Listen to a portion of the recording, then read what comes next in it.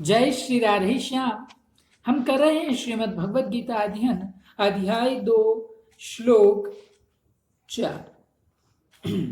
भक्तों, पहले अध्याय में अर्जुन ने युद्ध न करने के विषय में बहुत सी युक्तियां दलीलें दी थी। उन युक्तियों का कुछ भी आदर न करके भगवान ने एकाएक अर्जुन को कायरता रूप दोष के लिए जोर से फटकारा और युद्ध के लिए खड़े हो जाने की आज्ञा दे दी। इस बात को लेकर अर्जुन भी अपनी युक्तियों का समाधान न पाकर एकाएक उत्तेजित होकर बोल उठे। क्या बोले? अर्जुन उवाच। अर्जुन क्या बोले? अर्जुन कहते कथम भीष्मं संख्ये द्रोणं च मधुसूदन इषुभिः प्रतियोत्स्यामि पूजनहार्वरिसूदन।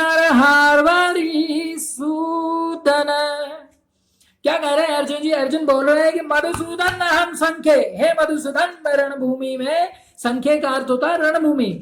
भीष्मं च द्रोणम, भीष्म और द्रोण के प्रति इषुभि, साथ इषुभि का अर्थ है बाणों से। कथम कैसे, योत्स्यामि युद्ध करूं, अरिसूदन पूजार हो, हे अरिसूदन, ये दोनों ही पूजा के योग्य है।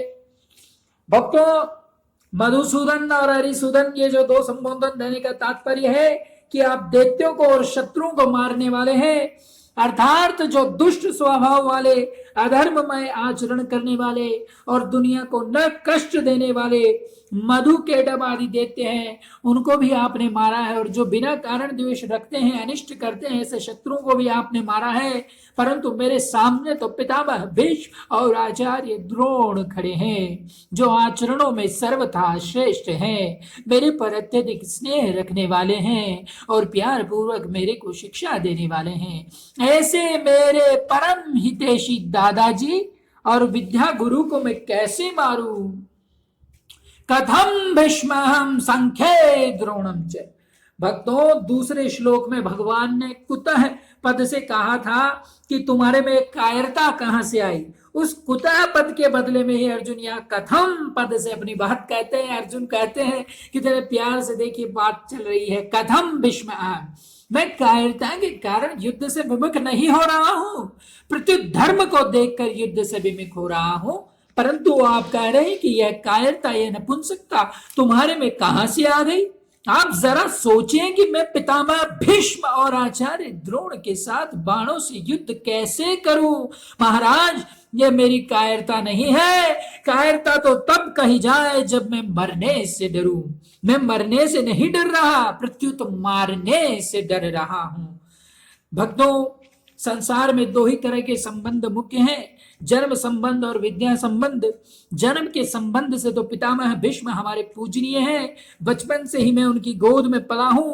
बचपन में जब मैं उनको पिताजी पिताजी कहता, तब वे प्यार से कहते कि मैं तो तेरे पिता का भी पिता हूं। इस तरह वे मेरे पर बड़ा ही प्यार स्नेह रखते आए हैं। विद्या के संबंध से आचार्य द्रोण हमारे पूजनीय हैं। वे मेरे विद्या गुरु हैं। उनका मेरे पर इतना स्नेह है कि उन्होंने खास अपने पुत्र अश्वत्थामा को भी मेरे समान नहीं पढ़ाया।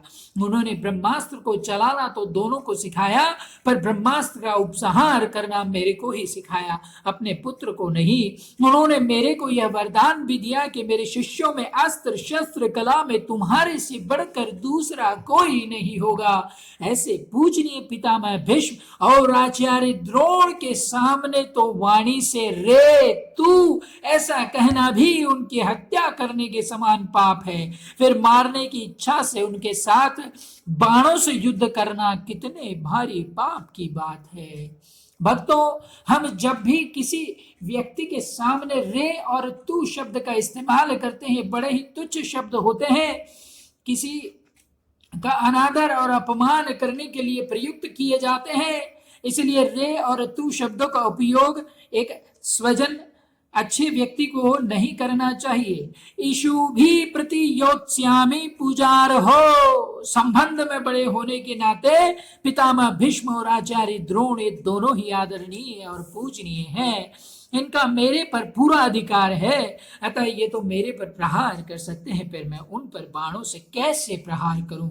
उनका प्रतिद्वंदी होकर युद्ध करना तो मेरे लिए बड़े पाप की बात है, क्योंकि ये दोनों ही मेरे द्वारा सेवा करने योग्य हैं और सेवा से भी बढ़कर पूजा करने योग्य हैं। ऐसे पूज्य जनों को मैं बाणों से कैसे मारूं? भक्तों, पूर्व श्लोक में अर्जुन ने उत्तेजित होकर भगवान से अपना निर्णय कह दिया। अब भगवत वाणी का असर होने पर अर्जुन अपने और भगवान के निर्णय का संतुलन करके कहते हैं, अर्जुन कह रहे हैं भगवान को, गुरुन् हत्वा हि महानुभावान् श्रेयो भोक्तुं भैक्षमपि लोके हत्वार्थ कामास्तु गुरुने भुंजीय भोगान् रुधिर प्रदग्धान्।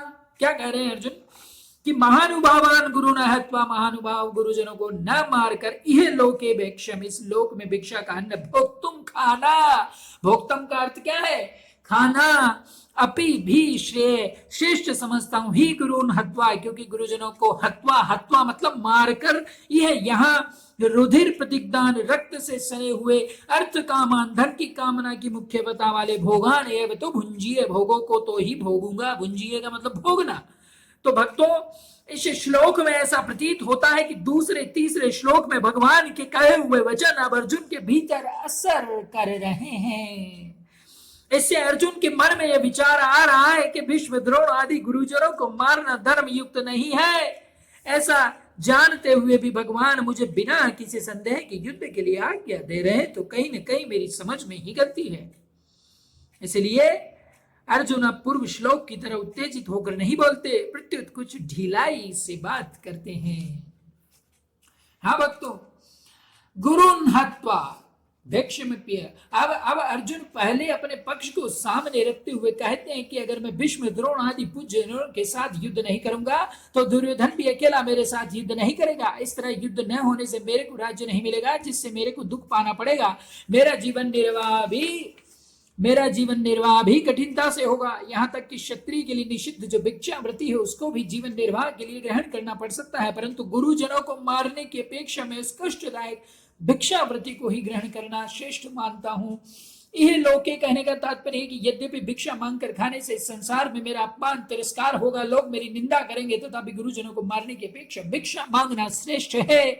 अपि कहने का तात्पर्य है कि मेरे लिए गुरुजनों को मारना भी निषिद्ध है और भिक्षा मांगना भी निषिद्ध है, परंतु इन दोनों में भी गुरुजनों को मारना मुझे अधिक निषिद्ध दिखता है।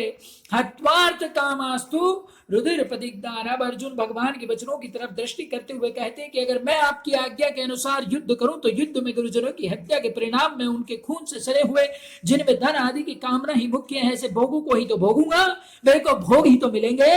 उन भोगों के मिलने से मुक्ति थोड़े होगी, शांति थोड़े मिलेगी। भक्तों, यहाँ यह प्रश्न हो सकता है कि भीष्म, द्रोण आदि गुरुजन धन के द्वारा ही कौरवों से बंधे थे, अतः यहाँ अर्थ कामान पद को गुरुन पद का विशेषण मान लिया जाए तो क्या आपत्ति है? इसका उत्तर यह है भक्तों कि अर्थ की कामना वाले गुरुजन ऐसा अर्थ करना उचित नहीं है, कारण कि पितामह भीष्म, आचार्य द्रोण आदि गुरुजन धन की कामना वाले बिल्कुल नहीं थे। वे तो दुर्योधन वृत्ति भोगी थे, उन्होंने दुर्योधन का अन्न खाया था, अतः युद्ध के समय दुर्योधन का साथ छोड़ना कर्तव्य न समझकर ही वे कौरवों के पक्ष में खड़े हुए थे। दूसरी बात, अर्जुन ने भीष्म, द्रोण आदि के लिए महानुभावान पद का प्रयोग किया है, अतः ऐसे श्रेष्ठ भाव वालों को अर्थ की कामना वाले कैसे कहा जा सकता है? तात्पर्य है कि जो महानुभाव हैं वे अर्थ की कामना वाले नहीं हो सकते, और जो अर्थ की कामना वाले हैं वो दुष्ट ही रहते हैं, महानुभाव कभी नहीं हो सकते। अतः यहाँ अर्थ कामान पद भोगान पद का ही विशेषण हो सकता है। भक्तों, भगवान ने दूसरे तीसरे श्लोक में अर्जुन के कल्याण की दृष्टि से ही उन्हें कायरता को छोड़कर युद्ध के लिए खड़ा होने की आज्ञा दी थी, परंतु अर्जुन उल्टा ही समझे, अर्थात वे समझे कि भगवान राज्य भोग करने की दृष्टि से युद्ध की आज्ञा देखते हैं। भक्तों, केवल भौतिक दृष्टि रखने वाले मनुष्य कल्याण की बात सोच ही नहीं सकते। जब तक भौतिक पदार्थों की तरफ ही दृष्टि रहती है तब तक आध्यात्मिक दृष्टि जागृत नहीं हो सकती। यहाँ अर्जुन की दृष्टि में शरीर आदि भौतिक पदार्थों की मुख्यता हो रही है। वे कौटुंबिक मोह ममता में फंसकर धर्म को भी भौतिक दृष्टि से ही देख रहे हैं। भौतिक प्राकृतिक दृष्टि से अत्यंत विलक्षण आध्यात्मिक दृष्टि की तरफ अभी अर्जुन का ख्याल ही नहीं है, अर्थात उनकी दृष्टि भौतिक राज्य से ऊपर नहीं जा रही है और वे कौटुंबिक मोह ममता के प्रवाह में बह रहे हैं। इसलिए वे ऐसा समझ रहे हैं कि युद्ध में प्रवृत्त कराकर भगवान मुझे राज्य दिलाना चाहते हैं, जबकि वास्तव में भगवान उनका कल्याण करना चाहते हैं। पहले तो अर्जुन का युद्ध न करने का एक ही पक्ष था, जिससे वे धनुष बाण छोड़कर रोषाकाविष्ट होकर रथ के मध्य भाग में बैठ गए थे। पहले अध्याय के 47वें श्लोक के अंदर ये बात आई थी परंतु युद्ध करने का पक्ष तो भगवान के कहने से ही हुआ है। तात्पर्य है कि अर्जुन का भाव था कि हम लोग तो धर्म को जानते हैं पर दुर्योधन आदि धर्म को नहीं जानते, इसलिए वे धन राज्य आदि के लोभ से युद्ध करने के लिए तैयार खड़े हैं। अब वही बात अर्जुन यहाँ अपने लिए कहते हैं कि अगर मैं भी आपकी आज्ञा के अनुसार युद्ध करूं तो परिणाम में गुरुजनों के रक्त से सने हुए धन राज्य आदि को ही तो प्राप्त करूंगा। इस तरह अर्जुन को युद्ध करने में बुराई ही बुराई दिखाई दे रही है। जो बुराई बुराई के रूप में आती है तो उसको मिटाना बड़ा सुगम होता है, परंतु जो बुराई अच्छाई के रूप में आती है उसको मिटाना बड़ा कठिन होता है। भक्तों, उदाहरणार्थ सीता जी के सामने रावण और हनुमान जी के सामने कालनेमी राक्षस आए तो उनको सीता जी और हनुमान जी पहचान नहीं सके, क्योंकि उन दोनों का वेश साधुओं का था। अर्जुन की मान्यता में युद्ध रूप कर्तव्य कर्म करना बुराई है और युद्ध न करना भलाई है, अर्थात अर्जुन के मन में धर्म हिंसा त्याग रूप भलाई के वेश में कर्तव्य त्याग रूप भलाई की आई है। उनको बड़े ध्यान से दोबारा कह रहा हूं, बड़े ध्यान से सुनना कि अर्जुन की मान्यता में युद्ध रूप कर्तव्य कर्म करना बुराई है और युद्ध न करना भलाई है। अर्थात अर्जुन की मान्यता में इस वक्त अर्थात अर्जुन के मन में धर्म यानी हिंसा त्याग रूप भलाई के वेश में कर्तव्य त्याग रूप बुराई आई है और उनको कर्तव्य त्याग रूप बुराई बुराई के रूप में नहीं दिख रही है, क्योंकि उनके भीतर शरीर को लेकर मोह है। अतः इस बुराई को मिटाने में भगवान को बड़ा जोर पड़ रहा है और समय लग रहा है। आजकल समाज में एकता के बहाने वर्ण आश्रम की मर्यादा को मिटाने की कोशिश की जा रही। भक्तों, है तो यह बुराई एकता रूप अच्छाई के वेश में आने से बुराई से नहीं दिख रही है। अतः वर्ण आश्रम की मर्यादा मिटने से परिणाम में लोगों का कितना पतन होगा, लोगों में कितना असुर भाव आएगा, इस तरफ दृष्टि ही नहीं जाती। ऐसे ही धन के बहाने लोग झूठ कपट बेईमानी ठगी विश्वासघात आदि आदि दोषों को भी दोष रूप से नहीं जानते। कहते हैं ये तो करना पड़ेगा, बिना इसके काम कैसे चलेगा। अरे मूर्खों, ऐसे नहीं होता। यहां अर्जुन में धर्म के रूप में बुराई आई है कि हम भीष्म द्रोण आदि महानुभावों को कैसे मार सकते हैं, क्योंकि हम धर्म को जानने वाले हैं। तात्पर्य है कि अर्जुन ने जिसको अच्छाई माना है वह वास्तव में बुराई है और उसमें परंतु उसमें मान्यता अच्छाई की होने से वह बुराई से नहीं दिख रही है। भक्तों महानुभावान भीष्म द्रोण आदि गुरुजनों का अनुभाव भीतर का भाव श्रेष्ठ है, शुद्ध है, क्योंकि युद्ध करते हुए उनमें पक्षपात नहीं है। इसके आगे हम कल जानेंगे। सदैव हरि नाम स्मरण करते रहिए। हरे कृष्णा कृष्ण कृष्ण हरे हरे, हरे राम राम राम हरे हरे का सदैव स्मरण करिए।